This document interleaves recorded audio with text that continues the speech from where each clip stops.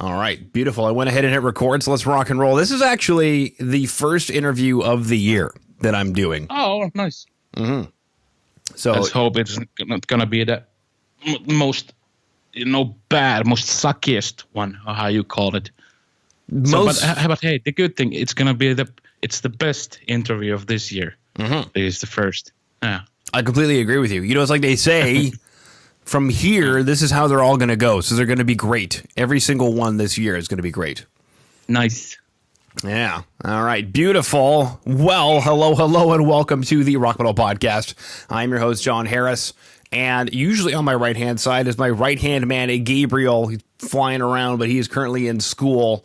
They're doing online school here, so he's actually upstairs online. Are the kids in Finland online for school?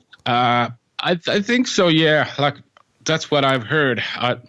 My friends who have, I don't have many. I have like two friends, and both of them have kids. So their kids, I think, yeah, they're half online, and I think the restrictions have now been a little bit loose. Okay. But first, starting when this COVID shit started, I think it was the same as in Canada and everywhere. Like, everything was locked down, and parents had to, watch their children 24/7, and everybody went totally mad. Completely, totally mad. Yeah. We'll have to chat about that. So today on Rock Metal Podcast, everybody, we have Dead Shape Figure, and they have a new EP called, and I don't know Latin. I don't know. Do you guys know Latin? Quatuor Post Nihil? That stuff, all the clever stuff that it's in our song, it's from our singer. He's the bookworm. Oh. I just play the guitar. Right. And I just make the awesome riffs. So. Of which there's a lot of awesomeness on this EP. And you guys released this, looks like December 9th via Inverse Records is what Jaakko had let me know. And so today on the Rock Metal Podcast, we're currently being joined by Juhani. Is that correct? Juhani Flinck. Juhani Flinck. Flinck does not sound Finnish to me. Flinck sounds... Yeah, it's kind of Swedish, although I hate Swedish people. They're all bunch of pussies, but I think I'm half Swedish. Oh no. Well, they stole the Finnish meatballs. They called them Swedish meatballs. Do you believe that? Yeah, but I think I think meatballs, people kind of... I'm not so sure that meatballs are... Like Sweden they take pride of their meatballs. But I've seen those meatballs in like pictures from the 50s that people like in Finland also eat. Like, I think they're Finnish meatballs. Swedish just stole them. Yeah. From the Swedish meatball. I think I blame IKEA nowadays. It is IKEA's fault. Because now everybody thinks that only people in Sweden put allspice and nutmeg into their meatballs. And I've been telling them. I've been holding one man protests, and I've been saying, hey, no. By myself, I'm standing in front of the IKEA with it. Nobody's going to because it's been closed all year. And I'm saying, no, Finland also has meatballs. Yeah, we have better meatballs. Like Swedish meatballs are like this big or something. And Finnish, I don't know does it tell a little bit of something about the people as well? Like Finnish people, like we make bigger balls, I don't know, man. Just my thought. I think it does. That's probably why they're so sing-songy. Have you ever chatted with somebody from Sweden? Like everything, they're just so happy. Even when they're trying to be angry, they're just so happy. They're like, it's so lovely to be here today. Thank you so much. Yeah, and even the language is like, det gör det, men det är mycket bra. Det hör. It's like flying on a kite in below pink clouds. Ja, det är bra. Yeah. And Finnish language is more like... I know. More like pirate language. I know. I just saw an Icelandic comedian. I don't know his name. And even if I tried to say his name, I wouldn't know. And it's on Netflix, at least here in Canada. And he does impressions of everybody in the Nordic countries. And I fell off the couch when he did the one from Finland because you guys are so just deadpan, so stoic. And he was talking about his friend who was nervous and scared. And he's like, you don't sound scared. Yes, I am very scared right now. Can't you tell by my voice how scared I am? No, I can't actually at all. I can't tell. So I thought that was funny. But we're pretty dark and depressed. But it's because there's like, I don't know, it's probably because of the weather. 98% of the time it's dark and fucking cold and, you know. Yeah. So there's nothing, you can't write any like happy thrash, like Anthrax style, like a little bit like happier thrash songs about how awesome is to skateboard and do some tags and that stuff, because it's just dark, gloomy, grim, and it's just the way it is. It is. It is. Yeah. Wow. Okay. Okay. But I like dark. You don't have to wear makeup outside because no one will see your face. So This is very true, my good man. This is very true. Now, I guess my first question is, you had mentioned, all that crap that happened last year that, as of midnight, it's just all over. It's not going on anymore, which is fantastic. So I guess maybe take us through, since this is the first interview of the year, I'll be honest with you, Juhani, I don't really know where to take it. I don't know what to say because of what happened last year. What's going to happen this year? So I guess maybe my first question is, the EP being released in December, was that like coronavirus related? Like, were you guys affected at all by what happened with COVID, or at least the year? Like, was it always intended to release it at the end of 2020, or was it pushed out? And then, when releasing an EP, usually there's a traditional route to market that EP, which would be playing shows, which would be like now. So I guess take us through how last year went for you guys and what your plans are for this year. Well, the thing is, I remember we went to record the drums for the EP. Was it in February, I think? But I remember there was a, can you call it a buzz going on about the whole COVID-19. It hadn't like shut down the Finland, but I think the first corona infections were found in Finland. There was lots of speculation what's going to happen. And I remember we recorded the drums at the moment and we started had some little jokes that what's gonna happen during these few months after this, but we couldn't like guess about the income that happened. But we recorded the drums, and then we were supposed to, I think, released first before summer was the first plan, and do some shows and maybe try to book us a decent European tour. And go to China. Actually, we had a 2-week tour to China, but I don't know if Wuhan was one of the cities. I don't remember, but we've been there like 4 times before. So China has been good market for us. But then COVID-19 happened, and at first we thought, is there like any reason to even release new music now? Because like you mentioned, it's so important especially for bands like us, like the stuff that you can find on Spotify and the 2 people that buys those CDs from us. It's kind of our calling card for our shows. People, hey, go and check it out and come to see our show, buy a shirt and that stuff. So I think like it's okay. It's 2021. It's not so important to tell people that, the album sales has dropped, and that everybody knows that. So that let's say, even in we started in 2004. I think when our first album came out in 2007, it sold I think 5,000-6,000 copies in German, and it's also actually people bought CDs. So we played shows to promote our CDs, but nowadays it's quite opposite. We make music to promote our live shows. Mm-hmm. So it's like that now. So we had some stuff coming up. A few tours, but then we just I work at my day job. Can you imagine? I have a day job. Playing thrash metal isn't paying the bills, but it's just a hobby, work in the airport, so you keep in touch with the regular people, Mm-hmm. So, an ambassador to the regular people. Yeah, that's so. I don't know what is. I was so confused that I had to tell you that I work in a regular job. I saw your face. I was very concerned for you for a second there, but I took I usually wear diamond rings and Rolex. I took that shit off for this just to make you feel better. About myself, yeah. Yeah, but I was stuck, into the whole airport got shut, so I didn't even have a job, and we sat at our homes and thought that should we release it or not, and because I thought that maybe this is gonna last like 6 months, but after the summer we kind of figured out it's gonna last who knows how long, and we just decided to release some new music for people to enjoy. Mm-hmm. I just looked it up. Korvapuusti. Korvapuusti, a.k.a. cinnamon roll, I think.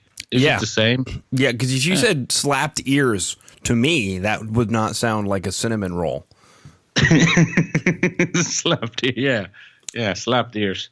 That's a good one. Yeah. Okay. Well, that's fantastic. So you mentioned that China has been a good market, and I'm going to be honest with you. That's the first time that I've heard of bands going to China, like metal bands being huge in Japan or something like that. I totally get. That's so 2010-ish to go to Japan now.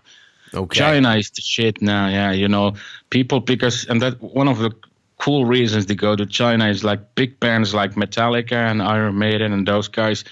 I think those guys have played just few shows there, even the biggest bands. So there are a lot of like fans of Slayer, Metallica, those big bands, but they don't have any opportunities to see them because the government stuff. And I think like I mentioned, Metallica played their first show in China a few years ago.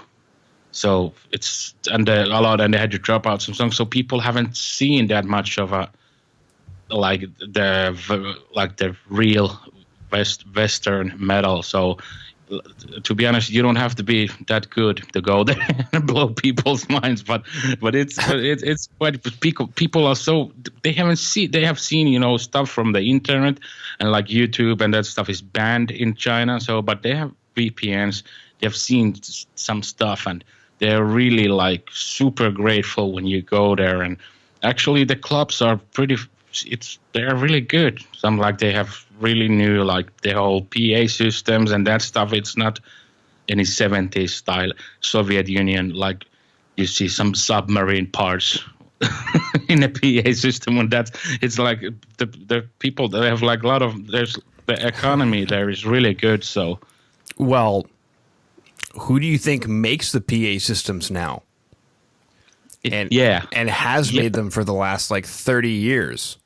Yeah. And to be honest, like at first, like I went there and I was like, "Whoa, these guys have like this and that and this mixing console," and then they make all the stuff in here. So, but you went there, you were kind of like thinking that maybe you're playing through like an old cassette player or something like that. You gotta smack it a couple of times, get it to work. Yeah, because you being such a redneck hillbilly from Finland, so.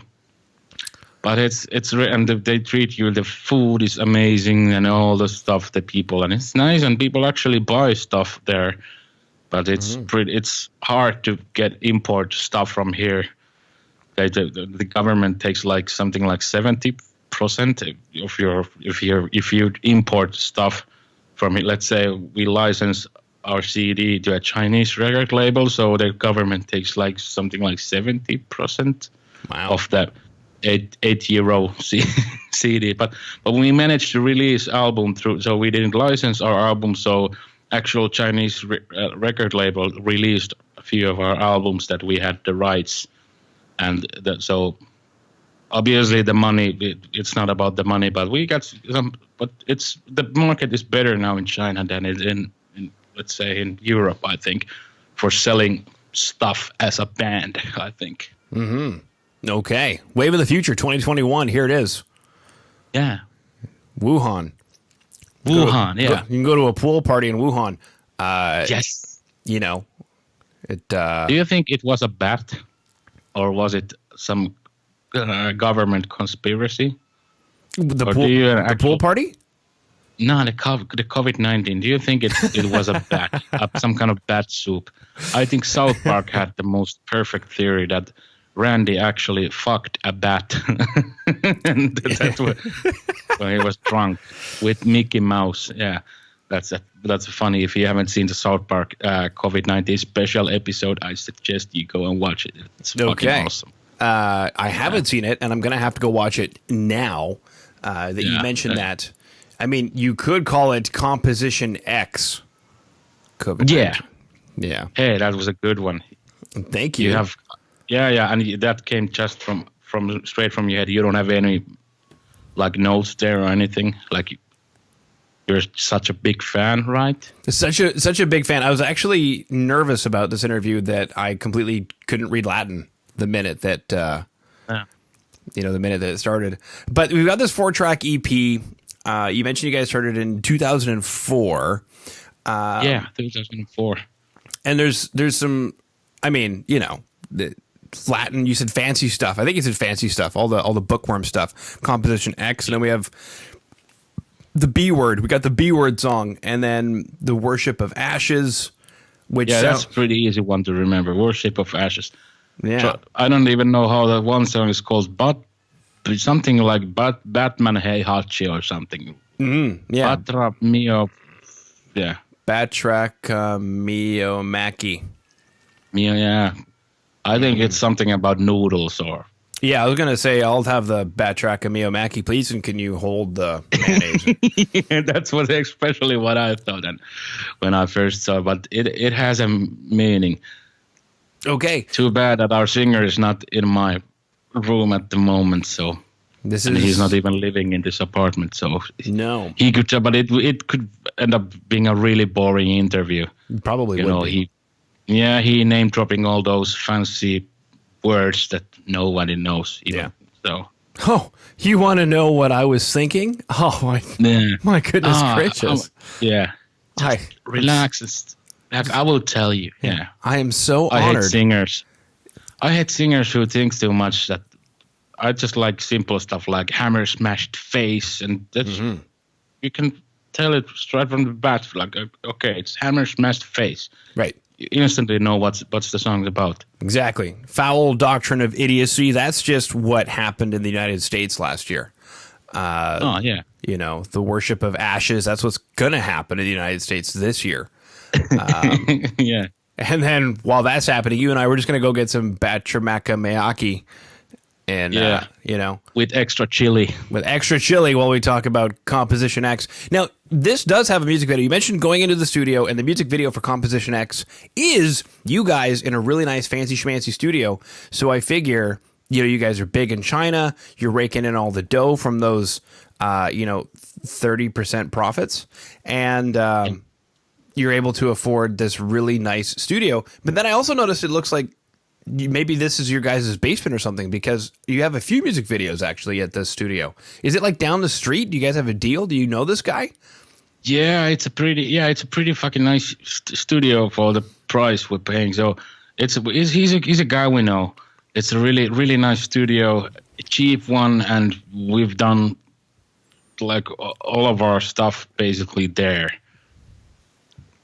So not that we could afford like a Bob Rock or those major A-list dudes, but that's been a blessing to know that dude and his studio. So it's like our second home basically. So yeah, this is true. Basically. Well, you can buy Bob Rock's drum samples now through Easy Drummer.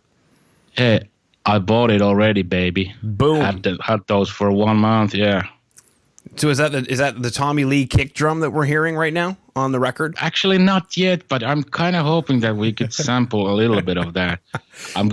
I fell in love with the kit, but the thing is that when you're using it with Easy Drummer and I record a lot of like demos at my home, and then you put on the Bob Rock kit there, and everything's just, it feels like that there's Tommy Lee or Lars Ulrich playing behind your track, and it's just.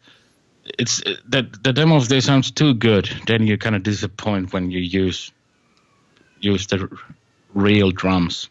Yeah. Who used real drums anyway? But you know. Yeah, production secret. The way metal is going these days, because we have a little studio, and I can't tell you how many times in a metal record, and you sometimes have a good laugh over it because a review might come in saying, man, those thundering drums sound amazing. I wonder how they recorded them. Somebody else did, and we just took the samples. Or the bass sounds amazing. Thanks, it was a keyboard. Yeah, I know what you mean. Yeah. Metal is... I was just going to say metal is nowadays. Yeah. Doesn't even know how a real drum kit sounds. I think when they're like kids who listen to bands like Periphery and all those top-notch production bands, and then they go to a studio and they give the engineer the CD. We want to sound like this, and then when they first hear the drums, like their natural drums, they're like, "Hey, that's not a drum kit. Why does it sound like that?" Why does my snare drum sound like Scotch tape on a margarine container? Because that's what drums sound like. Drums sound like that. Yeah. Patch. That's a snare drum, not a shotgun blast. A shotgun blast. Yeah. Is a drum machine. And why my blast beats are so you can't hear the snare, and then you just wait a sec, go have a coffee or something, and 5 minutes, and then pow, pow, pow, pow, pow, pow. There it is. And then it's like, yeah. I want my record to sound like Flesh God Apocalypse. Yep. No samples there. No samples there. But the thing I enjoy, the one YouTuber that I really enjoy is Rick. How you pronounce his name? Rick Beato, the old producer. Yeah. He kind of goes and listen one of like all those favorite classic albums like from Soundgarden, from Metallica, and he kind of pinpoints some stuff that they've used samples since. Oh yeah, I think since from the 70s. Yep. Even the classic Metallica album, there's an actual sample, but it's not based 100% on a sample, but there's a sample to give that. Yep. This one. Ever since the Roland 808 came out, that has been the extensive use of it, and it's tricky to do on tape because you have to line everything up on tape back then. But if you notice, the shotgun type of snare drum became prolific in the 80s, right after the 808 became available for everybody to use, and then obviously hip hop exploded based off of sampling. But yeah, since the 70s, the idea of a drum machine started popping in more, and the Bee Gees actually were the first ones to make a loop in the 70s, and they did it on tape, which takes like hundreds of feet of tape to make a drum loop. And then they did several songs with the exact same drums. They just looped it on tape and then changed the speed of the tape to change it to the song. Yeah, so what they call cheating. Since Beethoven and Mozart, I think those guys cheated as well, used a different kind of this cheating pen to write those stuffs. They did. They pretended to have like love letters and mental disorders, and they weren't really crazy. They were just, Yeah, but they were. Everybody cheats a little, but it's just. But what is cheating? I hate those, like, who you see those guys in the internet basically, or maybe if in bars after a few beers you find a guy who's in the production, and then they start to tell about the organic sound. This and this album was done. Why doesn't people do like that? Because nobody knows to play anymore. People are too lazy to practice. They know that they can just go in, suck at guitar, suck at drums, and then the mixing good. Hey, it's do the magic. Mm-hmm. Well, and I don't think opening up a properly produced quote unquote metal project these days, I think it'd be surprising to a lot of metalheads to find out just how much production goes into it. It might as well be electronic music at this point. Yeah.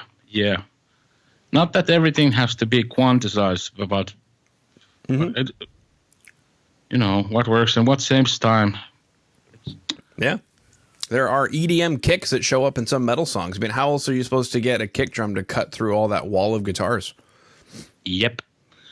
But the thing is, if you can't do it live, then go fuck yourself. But as long as you can kind of pull it live, it's a different animal, of course. And I respect, like you mentioned, Flesh God Apocalypse, like the drummer is obviously, I've seen them live, he's a beast. So they can kind of like do it, they can make it. But if you can't do it live, then, I don't know, go home.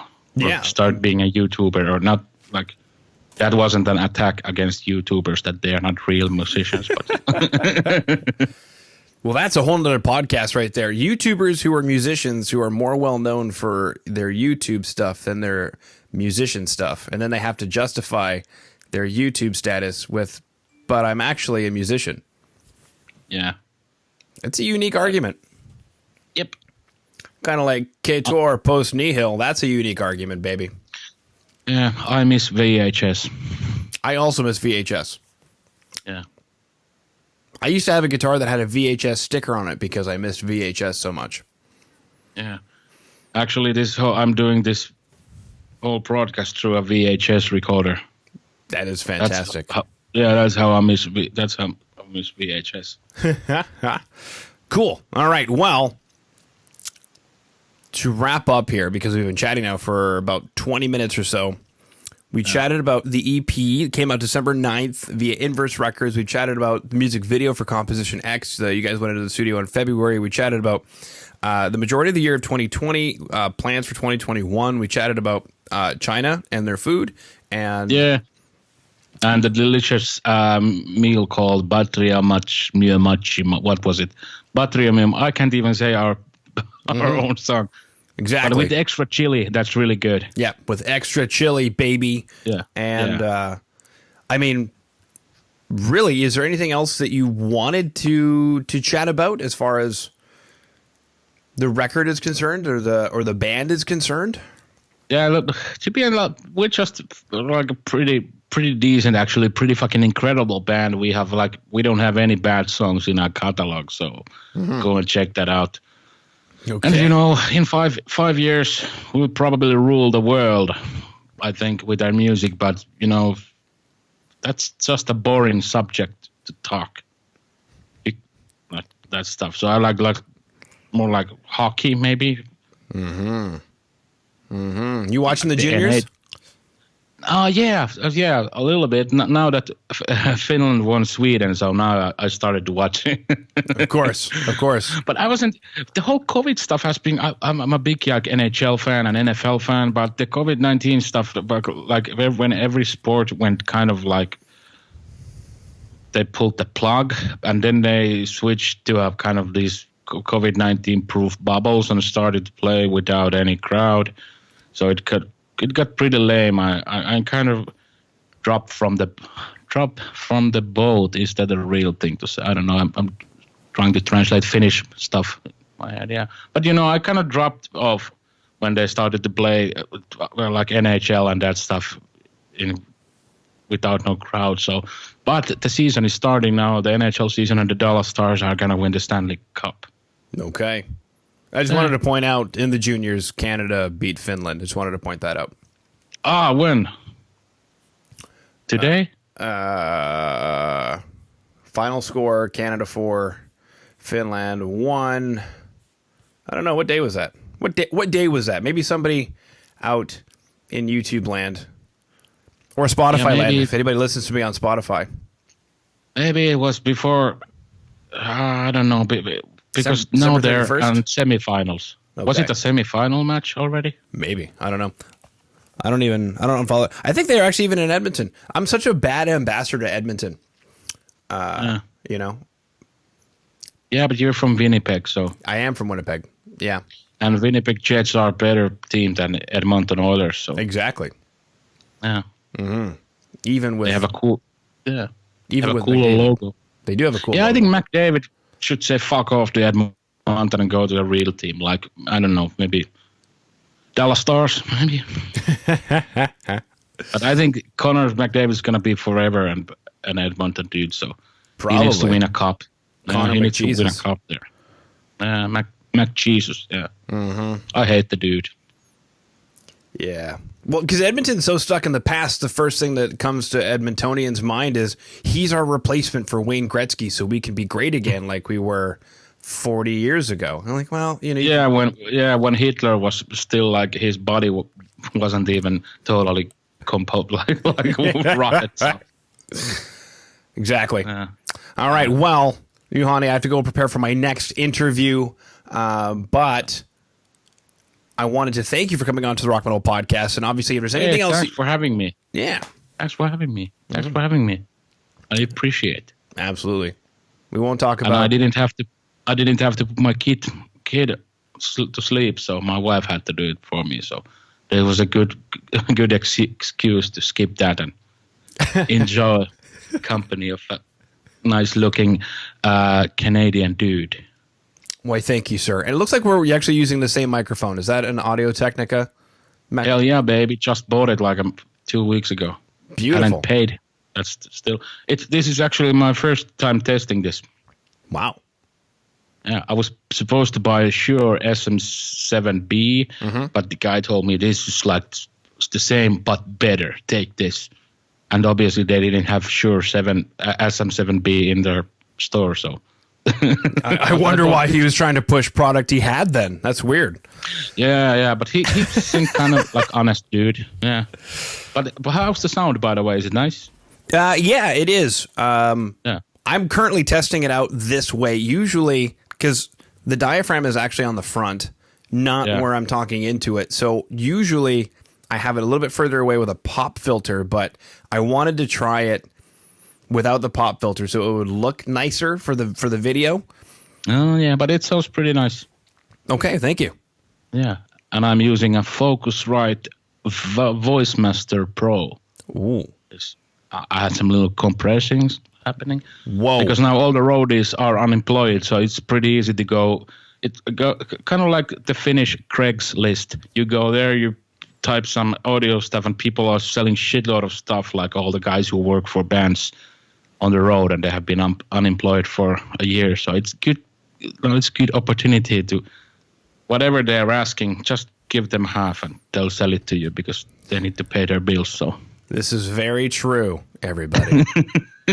Now is your chance if you want to, grab some stuff, like some cool audio stuff from the guys who can even afford the food. So you can rip them off. So exactly. The same guys who are working for our band also. Oh no! All right. Well, beautiful. Since we've chatted about everything, then. I just wanted to take one more chance to thank you for coming on. And thank you, dude. Appreciate it. Yeah.